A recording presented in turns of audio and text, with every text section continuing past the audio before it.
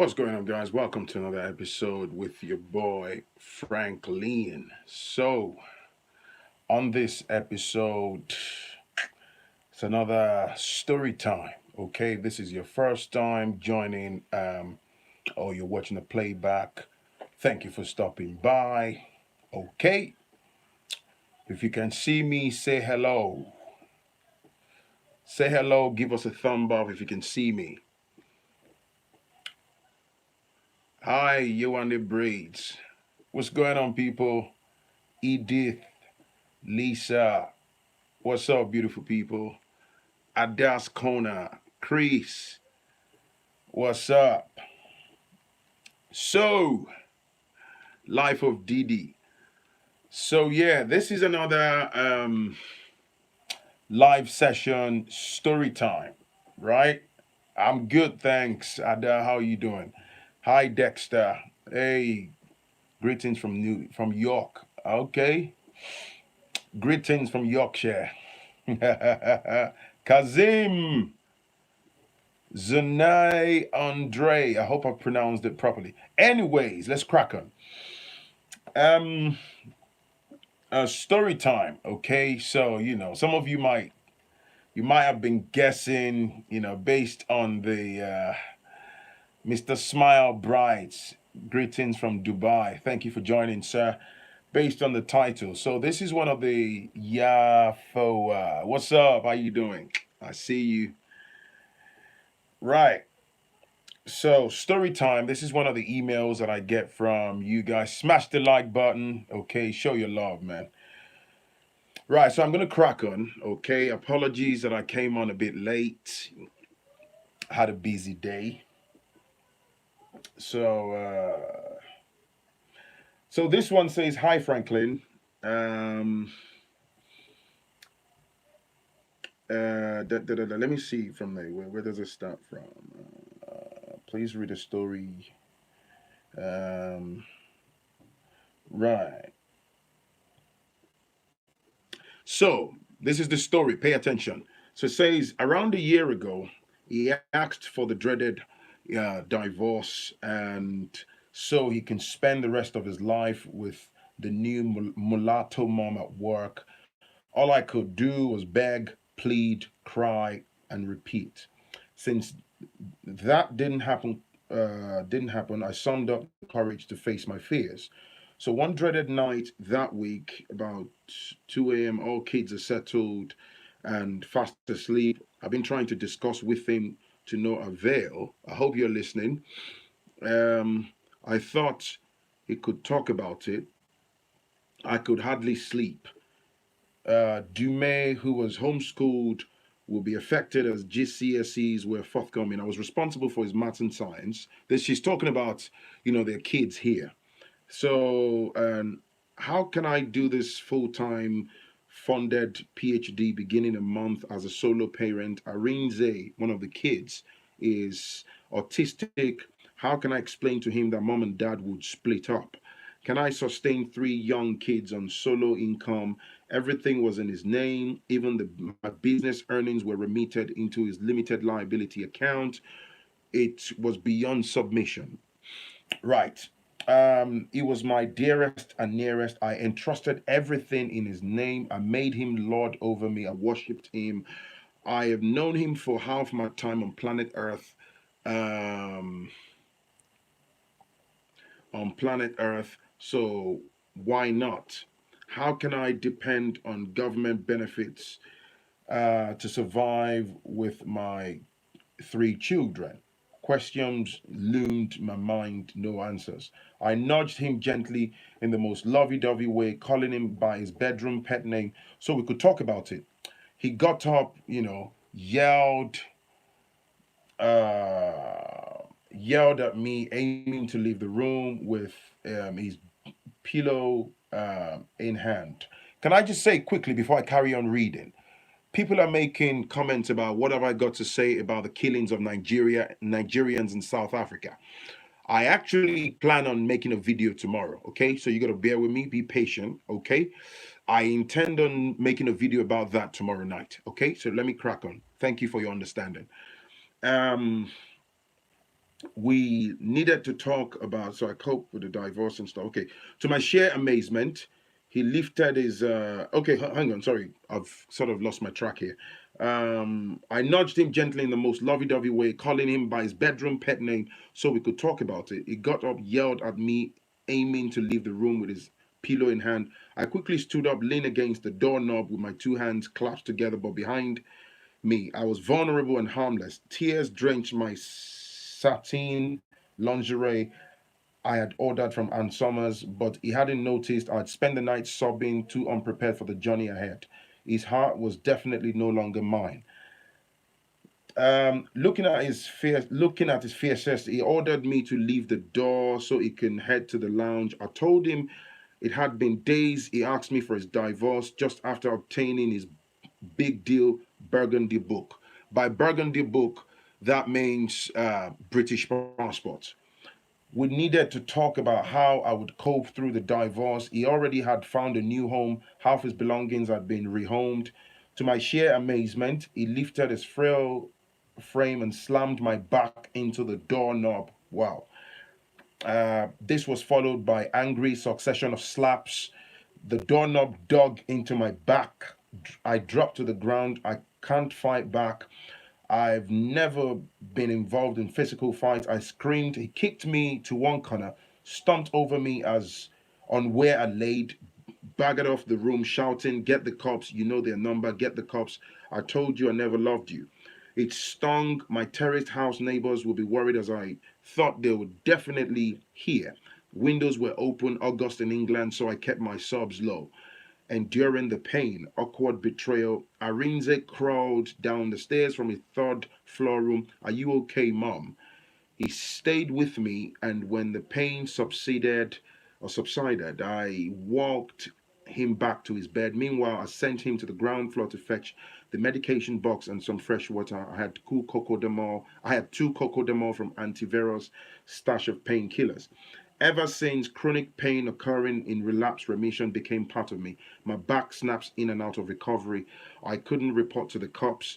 The shame, the stigma, I was being beaten up by my nearest and dearest who was meant to protect me. One extended family, a barrister at law, claimed he instigated this and advised and said he did this gruesome act, executed this gruesome act as an exit plan since he now has his British passport, which is a shame. May seed and harvest never depart his home. Dialogue over violence, domestic violence sucks. And yeah, that's the end of the story. So if you've joined midway, so basically what this talks about is a woman who was in a relationship with a man, a partner she claimed, according to the email. So she claimed that she loved and all that stuff. So basically she said there's been, of course, there's evidence of domestic abuse.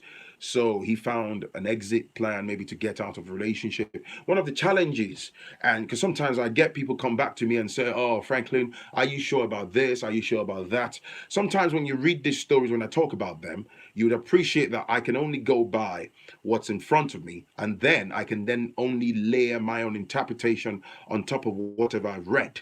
So sometimes, somebody else might be watching this and you have your own interpretations, which I appreciate, which is why I like people to carry on in the conversation, because we tend to look at things from different perspectives, and I've never tried to project myself as an epitome of knowledge.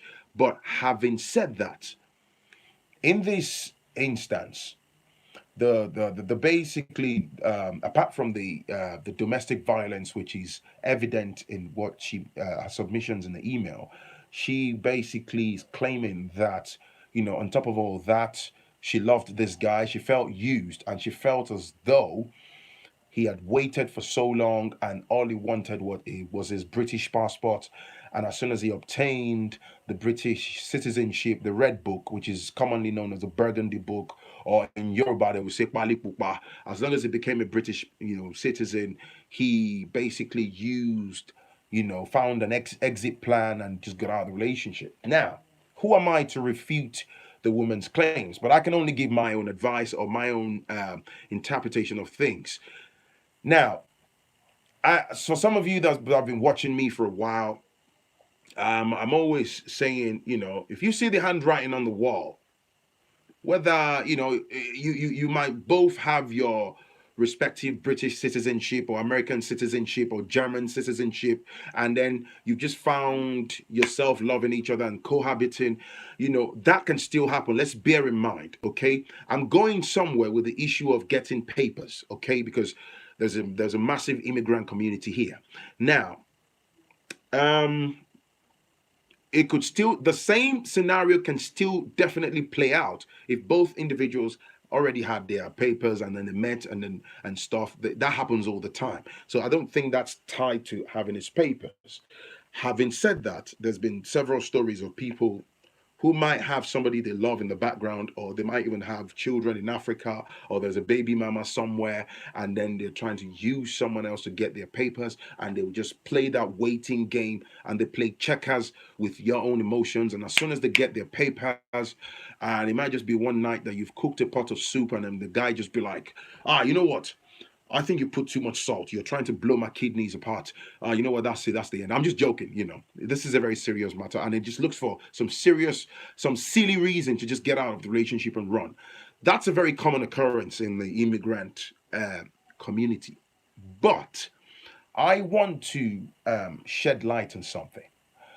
The idea of how, before I then go back to the issue of domestic violence and why I always say, if you see the red flags and certain red flags, bounce. Now, this woman said, she loves this dude and all that stuff. It looks to me like there's a pattern of domestic abuse and stuff, which is not pleasant, okay?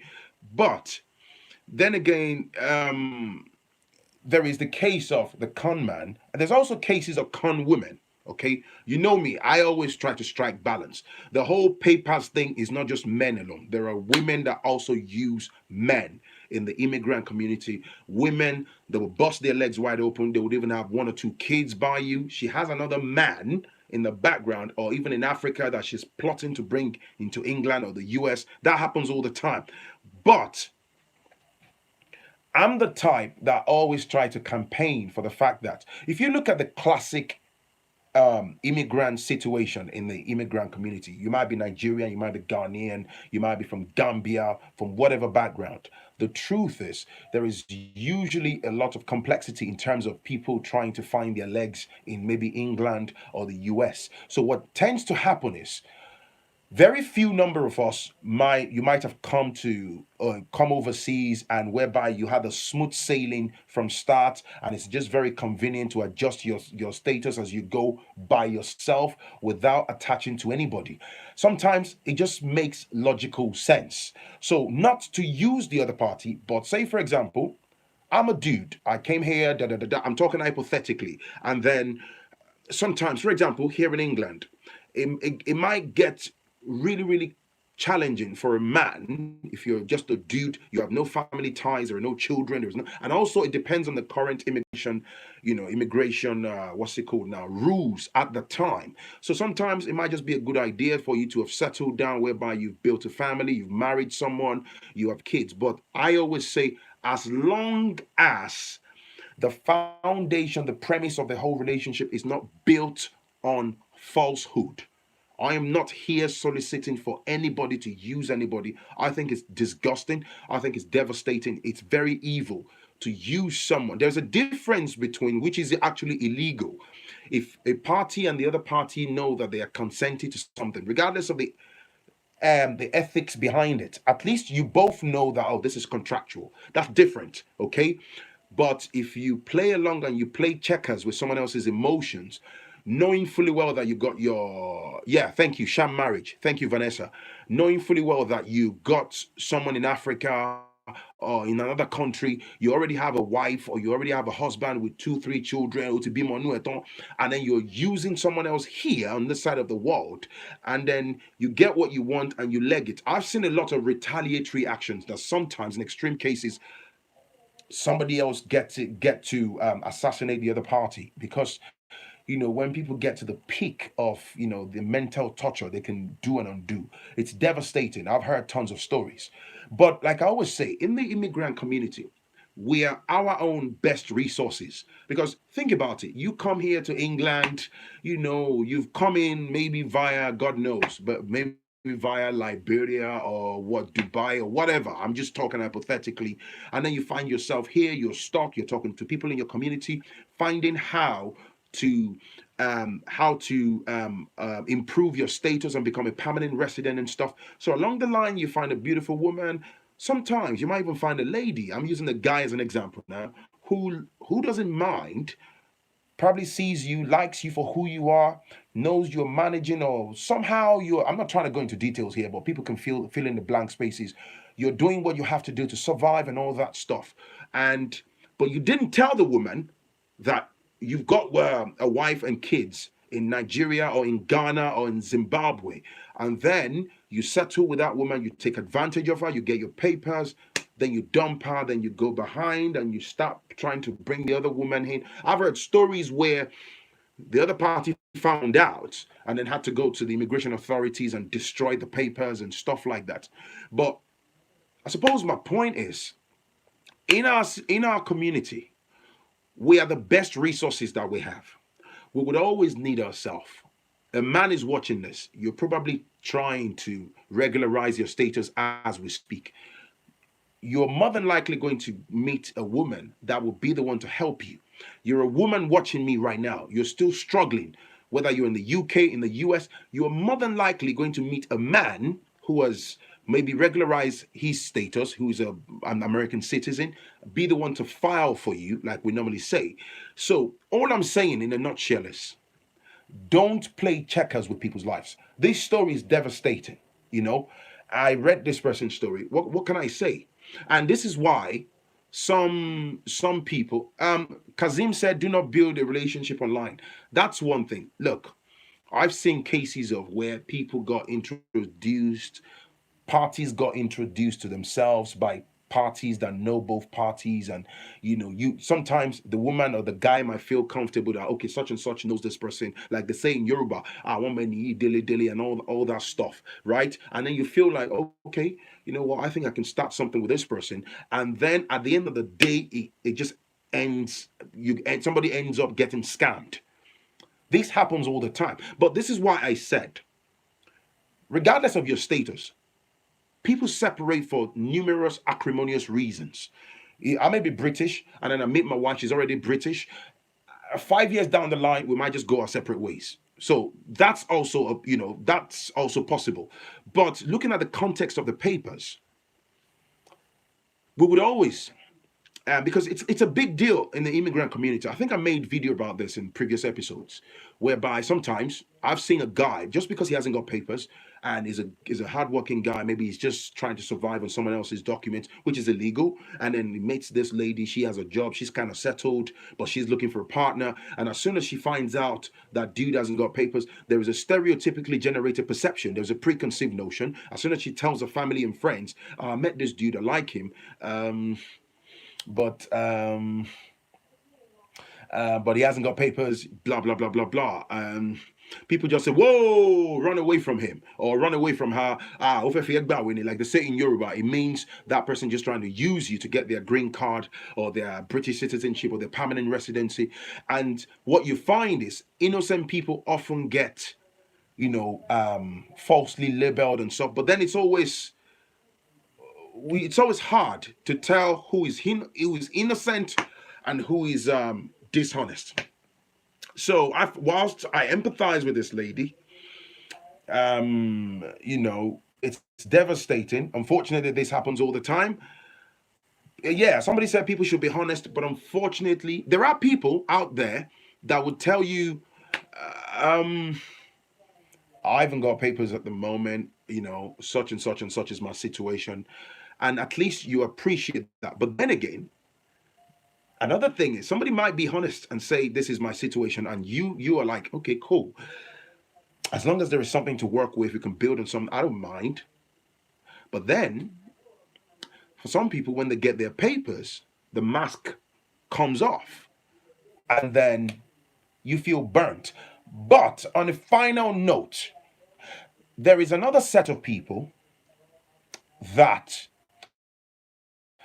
as soon as, because somebody gave, or you met someone and all that stuff, and you gave them papers, So every time you have misunderstanding, every time the situation goes left or just goes banana shape, you always make reference to minimum funny papers in Yoruba. For those of you that always say I speak Yoruba, it means, oh, I gave you your papers. I see that happen as well. So because I've heard of situations where as soon as there is a misunderstanding, and then the woman or the man starts to say, oh, I gave you your papers. Oh, I was the one that brought you to England. Oh, I was the one that gave you your indefinite leave to remain. So the other party gets frustrated, and then they just be like, you know what, man, F it, I'm leaving. And then the other party that gets dumped start to then say, oh, he or she used me for my papers. Do you get what I'm saying? So it's multifaceted. There's a lot of heartbreaking story involved in somebody helping somebody up the ladder. But the truth is, somebody's got to help somebody. It's the same way in every part of life. Even if you're running business, somebody has to always help someone. It's just there are people whereby the woman has either helped the man or the man has either helped the woman, and as we speak, people are living happily. They get on with their lives and they've gone on to build empire. They've had children. So whilst I feel sorry for this person, it's a devastating story, particularly the domestic abuse. Once you see the handwriting on the flipping wall, if your gut feeling tells you, and I'm not talking about telling some friends and families who just sow the seed of discord or seed of disunity, who turn themselves to prophets and prophetess and just falsely label innocent people. But if you genuinely see, you've seen text messages, WhatsApp messages, telephone messages, evidences that this person has got someone in Nigeria or in Ghana and stuff, bounce. If you filed papers for that person, cut the paper short, cut your losses, because you know why? If you pretend like there is nothing wrong, there is a massive devastation that's waiting for you at the end of the tunnel, guaranteed. But somebody will always help somebody in the immigrant community. The white man is not going to come to help you. That's fact. So this is why, on one hand, I'm advocating for togetherness, because we've got to help ourselves. Somebody will always help somebody. Life abroad is not easy. People watching this that live abroad know what I'm saying. And if you're watching me from outside abroad, you're living in Africa, believe me, hopefully you can learn. It's very hard. There are people in the immigrant community that have lived abroad for 15, 20 years of their life, 10, 12, 13 years without papers. They exist in the shadows of the system. And it's hard. Some people's stories are already complicated. And now, because of the growth of social media and tons of devastating stories, a lot of people are apprehensive. I've heard of stories where A likes B, but A is very, very scared and worried that B might use me to get papers and run. So it's a crazy one. But at the same time, we're our best assets. Um, Join me tomorrow for my take on the xenophobic attacks on Nigerians by the South African citizens. Okay, the person that sent me this email wanted me to make a video, and I already promised I was going to make a video today. Hence why I've had to make this video today. But tomorrow I'm going to talk. I would try my best to come online round about between 7 and 8 p.m. Okay, so join me online 8 p.m. UK time. Let's talk about the xenophobic attacks, my take on things, and again, just like I say, black folks, we are our own best assets. It's your boy Phrankleen. Yeah, that's me done for tonight. If this is your first time, thank you for stopping by. If you're watching a playback of this is a live session. Okay, yeah.